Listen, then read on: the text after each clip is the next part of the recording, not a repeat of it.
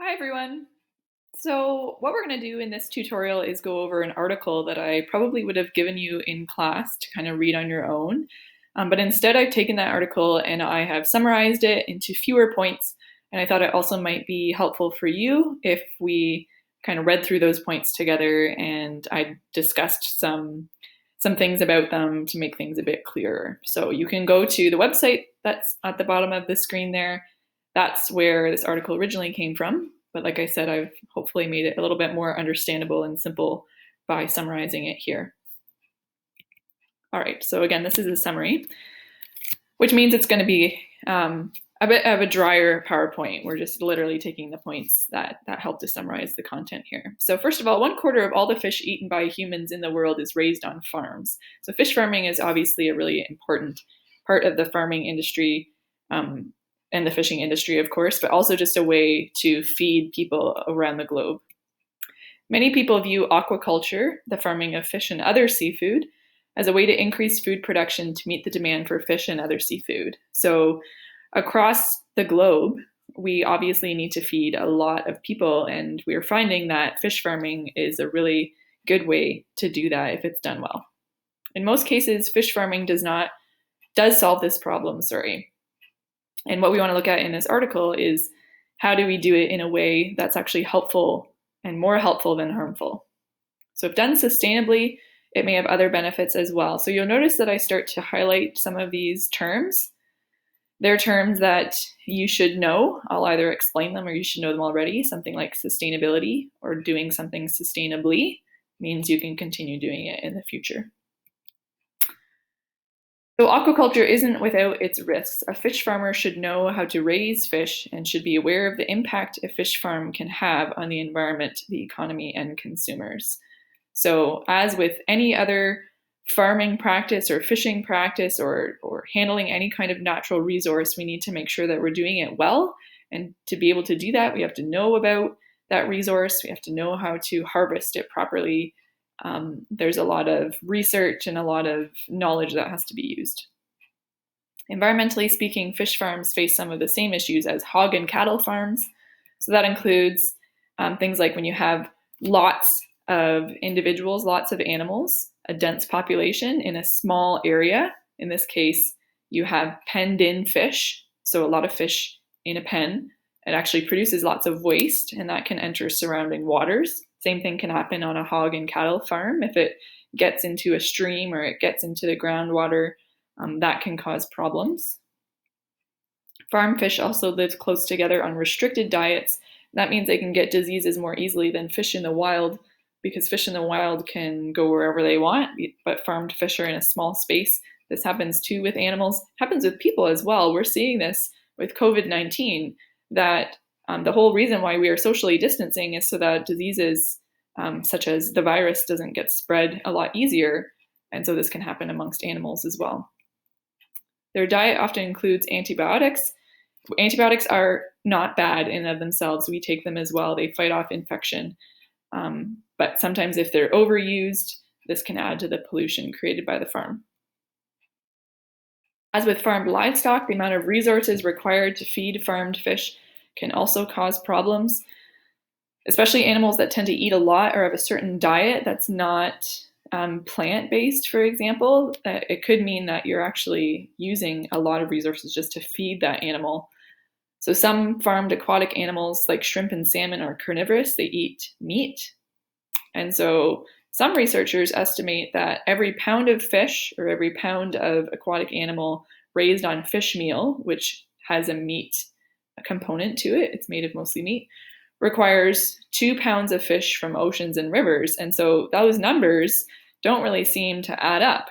For every pound of fish raised, of salmon, for example, you're actually feeding it 2 pounds of fish from oceans and rivers. Then that means the cost actually outweighs the benefit. So in other words, such farming practices can actually consume more fish than they produce rather than supplementing wild food fish stocks. And what it means by supplementing wild food fish stocks is that part of the reason why we fish farm is because we don't want to overuse the wild fish.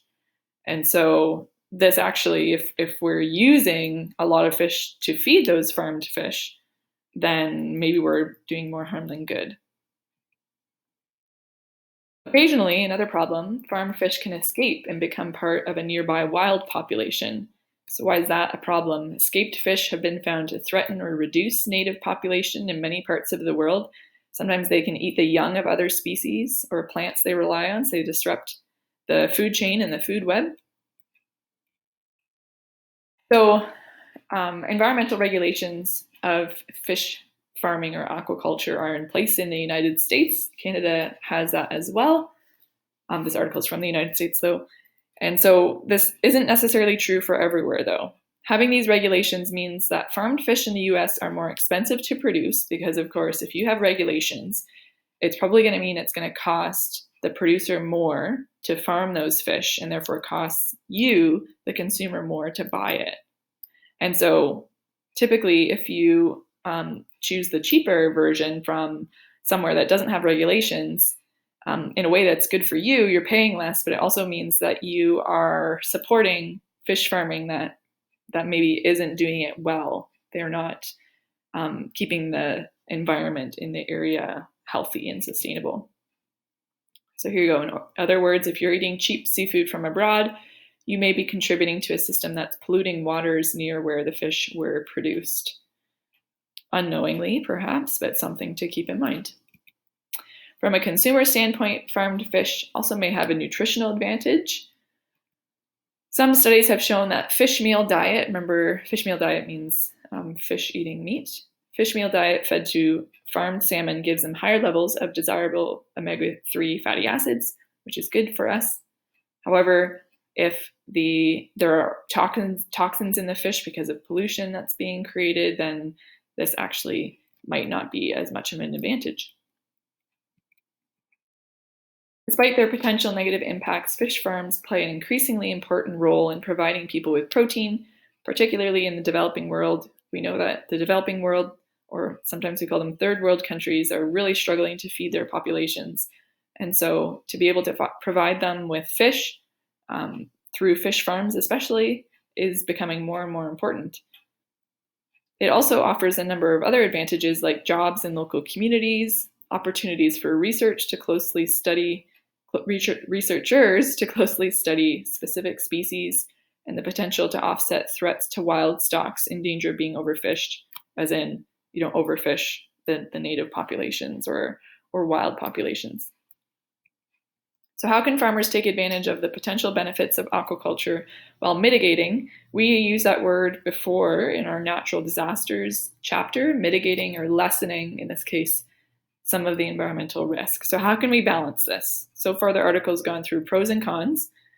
So how can we still do fish farming, but do it in a sustainable way and lessen the environmental risk? Through a variety of approaches, fish farmers can strike a balance between food production and stewardship. So here are some suggestions. The problem of escaped fish would be lessened if farms raised only native fish. So that's one thing, the type of fish that's farmed. Pens with hard walls rather than nets act as more effective containers, so you don't have to worry as much about them escaping.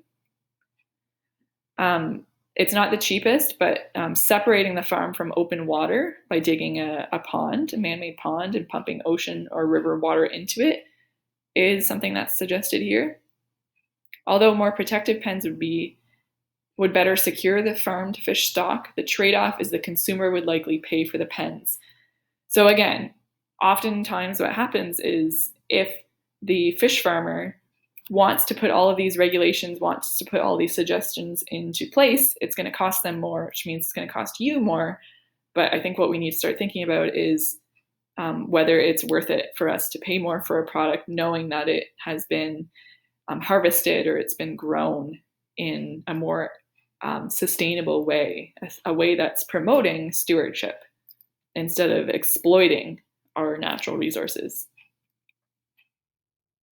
Because aquaculture relies so heavily on feed made from wild-caught fish, scientists are working to develop plant-based feeds that produce fish with as much of the valued omega-3 fatty acids as those raised on fish meal. So basically, turning into a carnivorous fish into a vegetarian. There's research being done on this. Although they haven't yet succeeded in finding a substitute food, recent research indicates that fish meal may only be necessary for a short period before the fish are harvested. So maybe it depends on when you give them the meat. Perhaps the majority of their life they could be given plant-based products. Some farmers have succeeded in switching their omnivorous fish, so fish that eat both plants and meat, to an entirely vegetarian diet. So this is something we're working towards. Another idea is to farm fish along with shellfish or plants that help filter some of the waste. So we're solving the waste problem.